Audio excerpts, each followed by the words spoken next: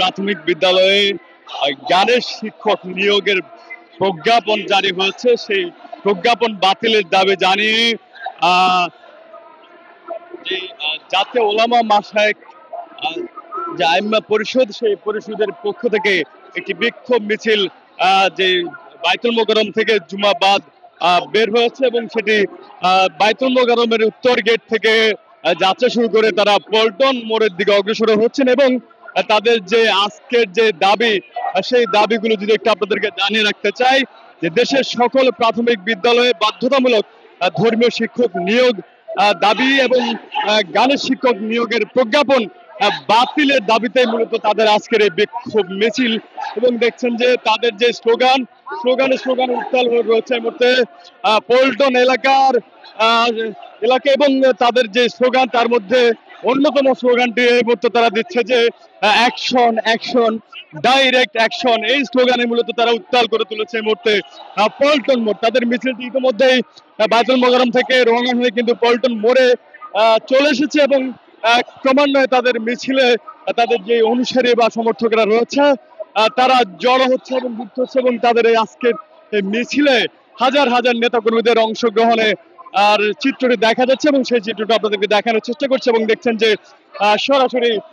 যে ইসলামী আন্দোলনের নেতাকর্মীরা বাংলাদেশ যে জাতীয় ওলামা মাশায়েখ আইম্মা পরিষদের ব্যানার আজকের এই বিক্ষোভ মিছিলটি তারা বের করেছে এবং সেটি চলমান রয়েছে। শুনছেন তাদের স্লোগান।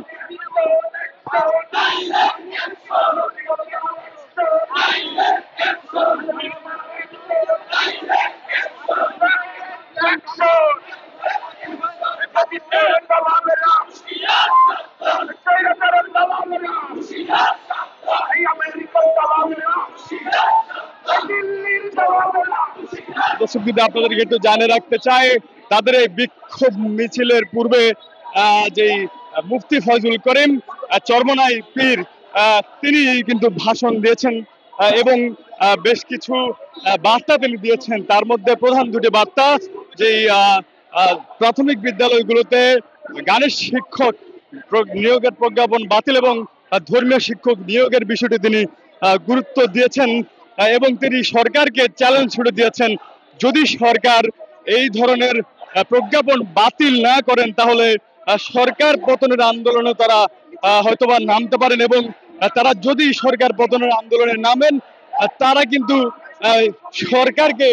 ক্ষমতাচ্যুত করতে পারবে বলে তারা বলেছেন। সেই লক্ষ্যে কিন্তু তারা বার্তা দিয়েছেন এবং সরকারকে কড়া হুঁশিয়ারি দিয়ে তাদের এই দাবিগুলো মেনে নেওয়ার জন্য আহ্বান জানিয়েছেন। যদি এই দাবিগুলো মেনে নেওয়া না হয় তাহলে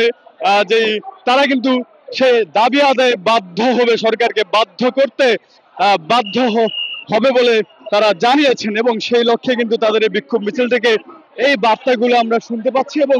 তাদের স্লোগানে কিন্তু বিষয়গুলো প্রতিমান হচ্ছে যে সরকার যদি